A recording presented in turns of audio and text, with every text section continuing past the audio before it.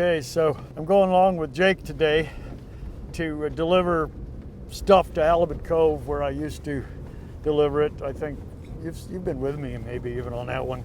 Anyway, Jake just called me and they can't find a skid steer, so I've got to get hold of Ivan and call him and see if I can't rent his skid steer and then get out of this car and get into,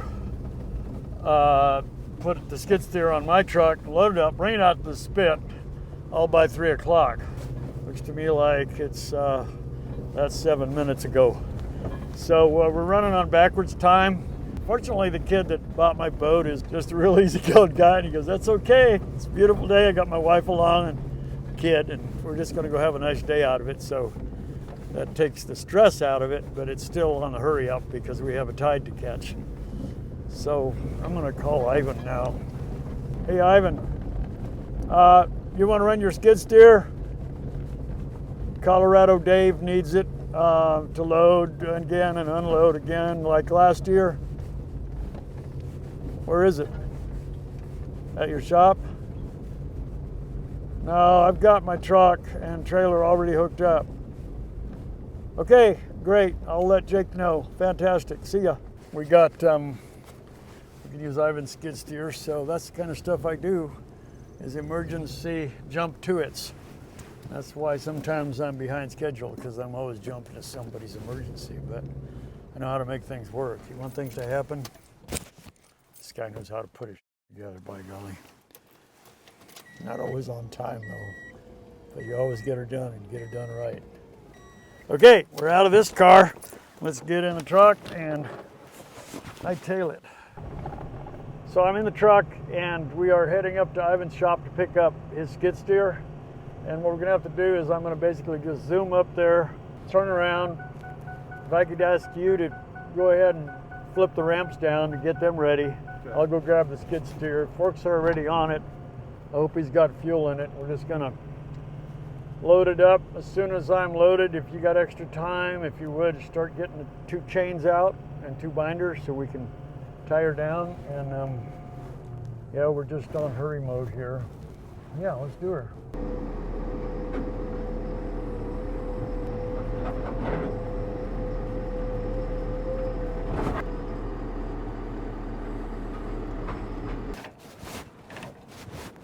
Okay, well, I guess we're good to go. Got lights on the trailer, everything's good. Let's skedaddle. Halibut Cove right in front of us. Yeah, right there.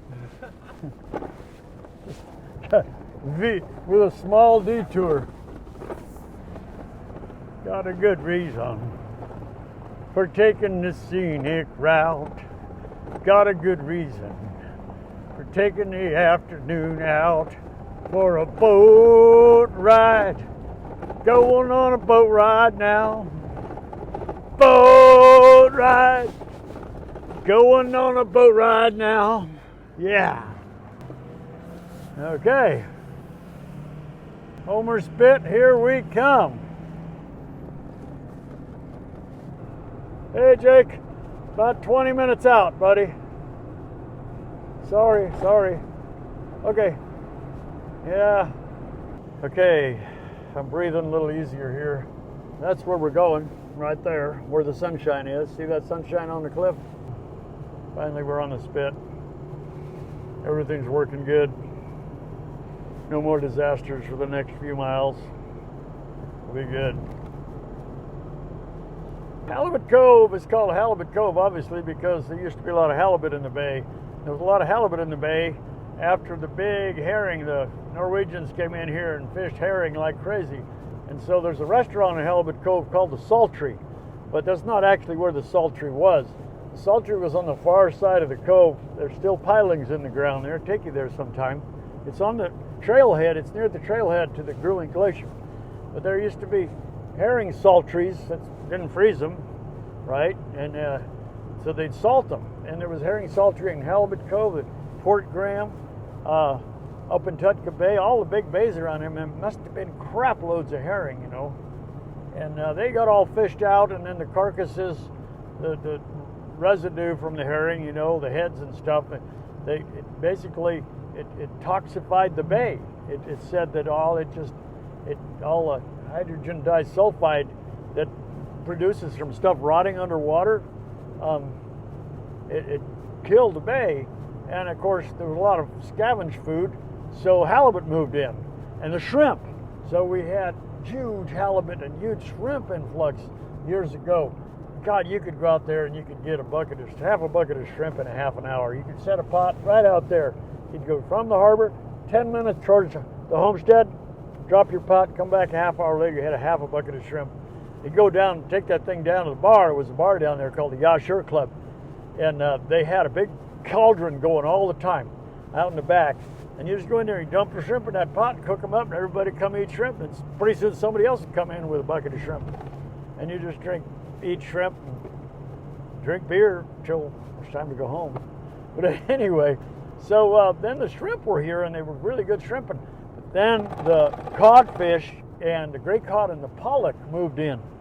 And I remember checking my shrimp pot, and there was not very many shrimp, and there was 4 or 5 pollock in there about yay long, and they were just stuffed full of shrimp, and pissed me off. And they just eaten them, so we cut the bellies open and got the shrimp back out of it. They just swallow them whole. So we just said, oh, well, you know.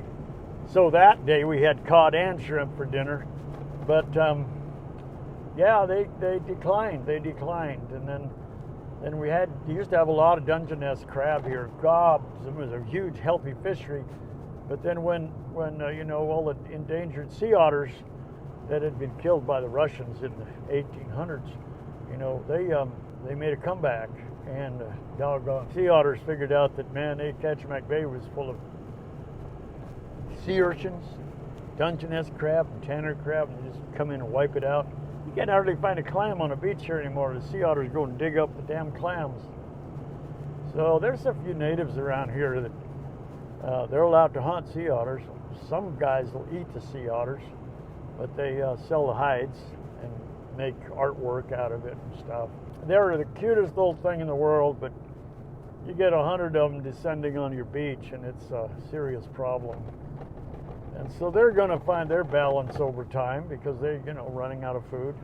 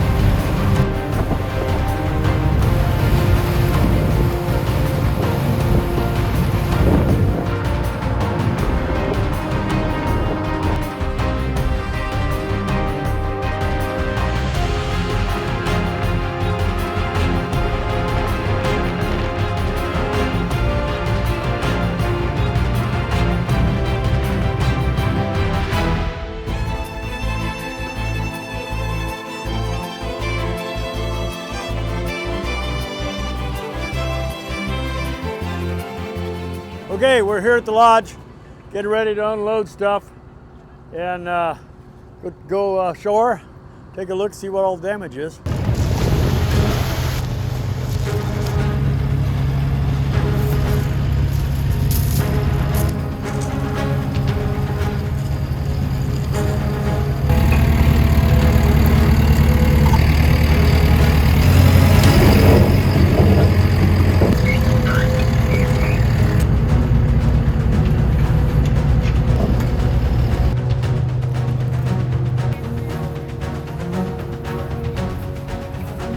Well, we've got all the propane tanks off.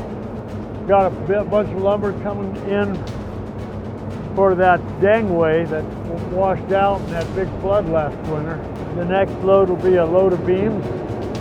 Then we'll be out of here and probably come pick this stuff up again Saturday. They got a lot of work to do in 2 days. We'll see how they do.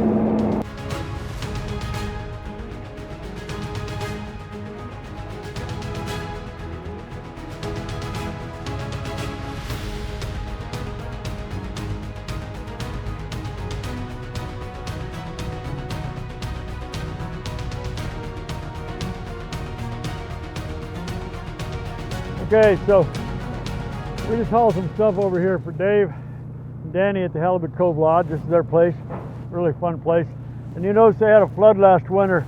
There's a creek up around the corner here, a pond where they get their water, and it was huge flooding last winter, and obviously it's flooded, and you'll see the water came under this culvert, through the culvert, and dropped down in there and washed all this beach out. So they, and then probably there was a storm, and the surf came in and washed it out also. So they've got a chore here. They've got a chore. They've got to fill this all back up with gravel. That's a lot of work. Yeah. And then you see that walkway came plumb out. That sucks. Wow. What do you think, Otto? Wow. Well, I guess Jake's probably ready to go. Appreciate it. Oh yeah, you betcha. Maybe I'll come over Saturday too. Nice to see you again. We'll see ya. Take care. Yeah, see you later. Look at the homestead. We're here at Halibut Cove. There's 3 fields in the middle of the screen. That's the homestead. And the canyon's right to the right of it. You can see it clearly.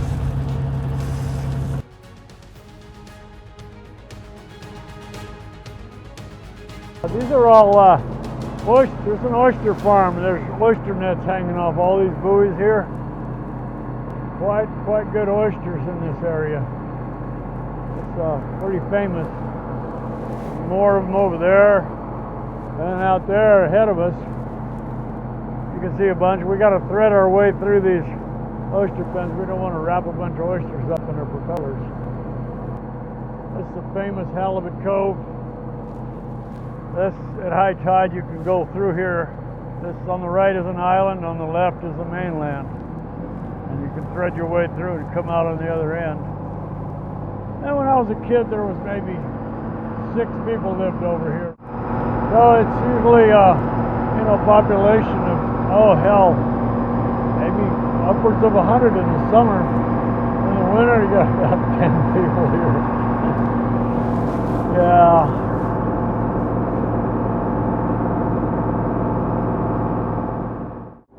So, to get a perspective of where we're at, Halibut Cove is actually due south of the homestead. So the homestead is straight ahead. See those green fields up there? I mean, straight ahead of the boat. If we kept going straight, we'd get right to McNeil Canyon. And then over to the left here, there's Fritz Creek. You see that low drainage, and that drains a huge swamp in the back. Used to be fish in that creek, but there's some waterfalls. They quit going in there. And, that way, the head of the bay, and over here is Brewing Glacier. There's that white rock. That's a place where all the local rock climbers go. It's called the Catchermack Crack climbing rock. Apparently, it's good rock to climb. And of course, way over there is Homer coming around the bend now on the side of the island. Always a nice thing to see.